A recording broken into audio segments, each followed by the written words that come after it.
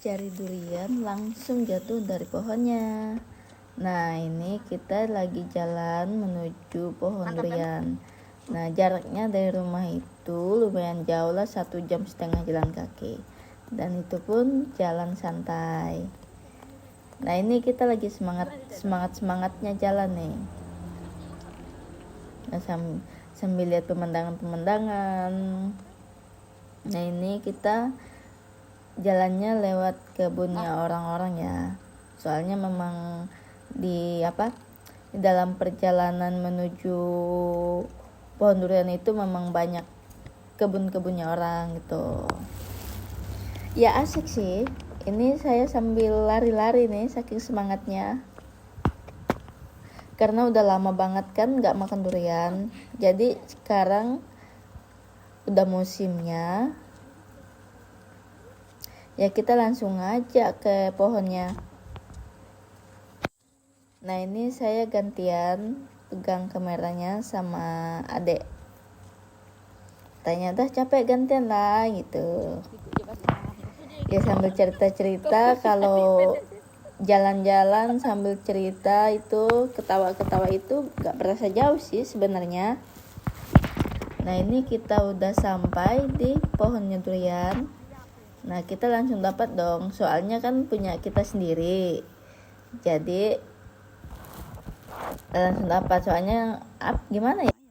Dan untungnya kita datang itu duriannya udah langsung jatuh juga. Soalnya kalau misalkan duriannya jatuh nggak dijaga sama pemiliknya, otomatis diambil orang gitu. Nah, ini saya dapat besar banget nih. Enak kan? Jadi kalau di tempatnya saya itu durian itu nggak pakai manjat. Jadi jatuh sendiri gitu. Jadi langsung masaknya di pohon, jatuh, diambil. Kalau banyak dapat, dijual gitu. Nah, ini karena sepanjang jalan itu ngebayangin mau makan durian tuh kayaknya enak banget gitu kan. Sepanjang jalan. Nah, akhirnya kesampaian juga. Untung-untungnya pas datang duriannya langsung jatuh gitu.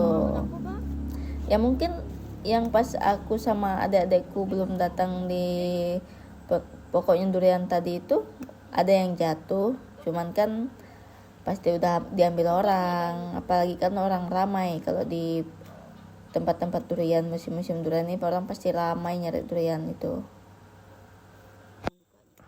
Nah, ini kita belah. Ya agak susah sih belahnya karena memang baru jatuh, dan sebenarnya saya juga tidak terlalu pandai untuk belah durian gitu, makanya bingung.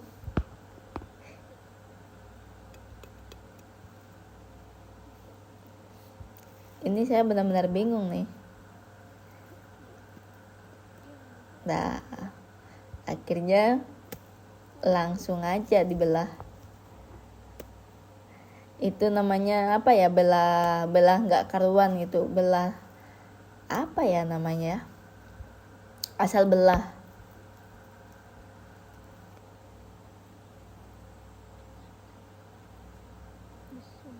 Nah, kelihatan tuh yang isinya bagus, mantap banget itu.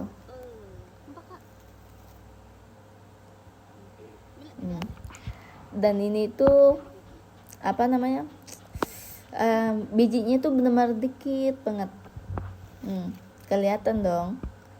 Ini saya lagi makan dan lihat dong bijinya kecil, itu pun kempis.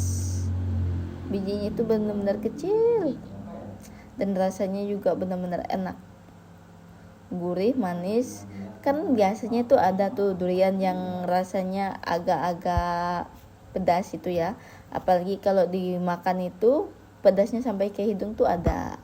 Nah, tapi kalau yang ini enggak. Yang ini rasanya tuh enak dan favorit orang-orang juga.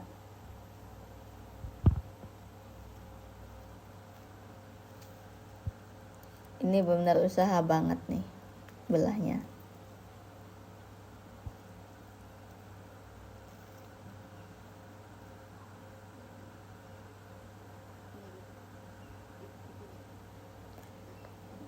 Kalau di sini itu musim durian itu kan kayak contoh perkampungan gitu ya, atau satu desa. Jadi masing-masing punya durian sendiri. Tapi ada juga yang nggak punya sih. Kalau misalnya musim duriannya banyak gitu, enak panennya itu lumayan. Tapi kalau duriannya sedikit ya paling untuk makannya lah, enggak untuk dijual. Nah ini yang kecil ini mentahnya itu jatuh mentah itu kan karena ada yang duriannya udah masak itu jatuh, akhirnya ketimpalah sama yang kecil ini, ditimpa itu sama yang besar, nah, akhirnya ikut jatuh juga.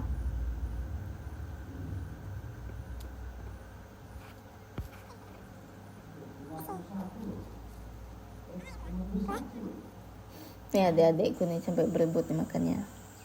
Nah ini pohonnya, tuh pohonnya, ini kan duriannya ini baru jatuh nih, akhirnya saya ambil durian yang baru jatuh tadi. Kalau di sini itu durian itu dijaga dari pagi sampai malam 24 jam lah dijaga. Jatuh lagi anjir. Kalau nggak dijaga itu kalau nggak dijaga jatuhnya ya diambil orang gitu. Jadi kita di sini itu sampai bikin pondok.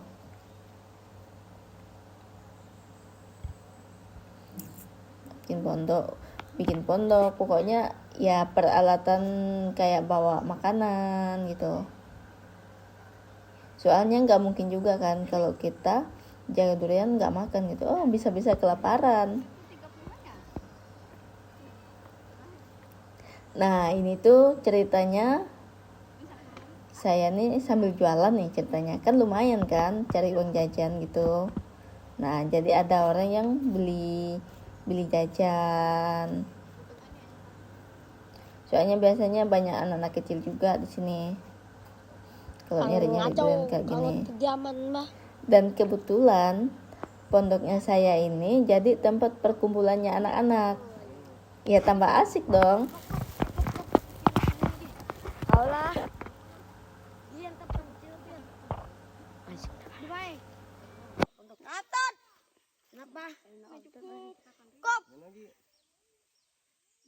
Sedih. Sini ti pacaya wani ngodok bisa niku harian kalian nih dan 30 keren. terus Kan ke rumah kita di naon kan ada enak lah kan apa nyupa endang kan Iya. naon ya Itu enakan ke aku.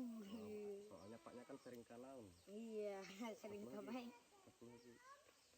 Ini mati. anaknya mangan 15 jaminan 5.000 nya dulu jaminan nah berarti kan song 20 aku kan anak kalau dengar doho oh kalau aku doho anak dia kan keberek paknya kalau kita doho keberek kita maksudnya saya didok pulang kan nah ini jadinya kakakku nih kan ada sisa duit no ngaman lah aku ngomong kami tetap pulang kok kita pulang ya sini aku empet Sarian Nur Aryan nanti adalah yang mewakilkan saya mewakilkan aku jangan kayak Nian gampang banget duduk manis ke atas motor Iya, duduk manis ke atas motor. erat-erat Iya. deh wanjay mana dah 8.000 oh masih pasnya ada lagi kok nah ada 30 kan nah 40 berarti sisa oh ada masih ini mah ya mana nah 40 ya 3.000 apa mana Nah ini tuh ceritanya lagi beli barang, lagi beli jajan. Nah kan untuk aneh itu apa sih, karena nggak ada uang kecil, akhirnya nanya kamu punya nggak uang kecil gitu. Nah makanya jadi banyak yang pegang uang gitu. Terus kayak ngitung gimana sih, malah semuanya jadinya kebingungan. Ya lucu sih sebenarnya, akhirnya ketawa-ketawa, asik sih, apalagi kalau di tengah hutan kayak gitu.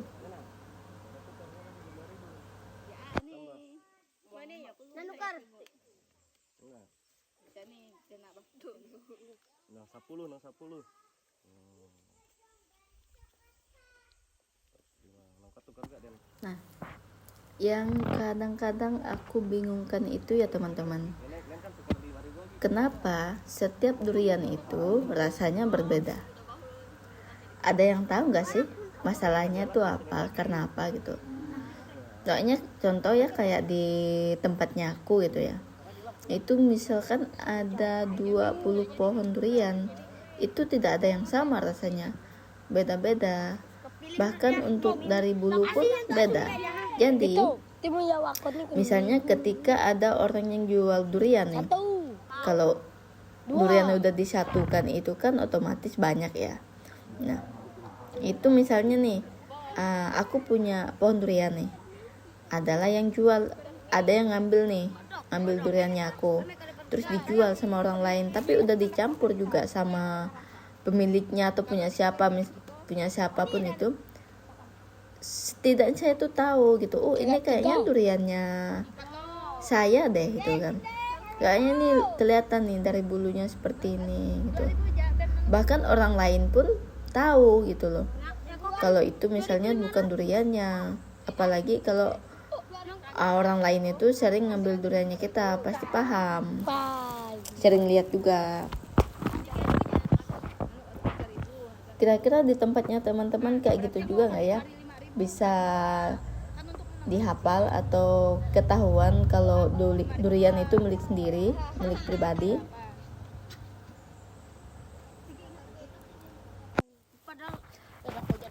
Nah ini kalau ini kan udah sore nih ya, bentar lagi nih saya mau pulang nih. Kalau malam nanti ada lagi yang jagain, mungkin malamnya saya datang gitu kan, biasanya seperti itu. Nah tapi kalau malam itu ya tergantung sama apa ya, iman gitu ya, takut apa enggaknya. Tapi kalau sendiri sih otomatis takut, soalnya kan di tengah-tengah hutan.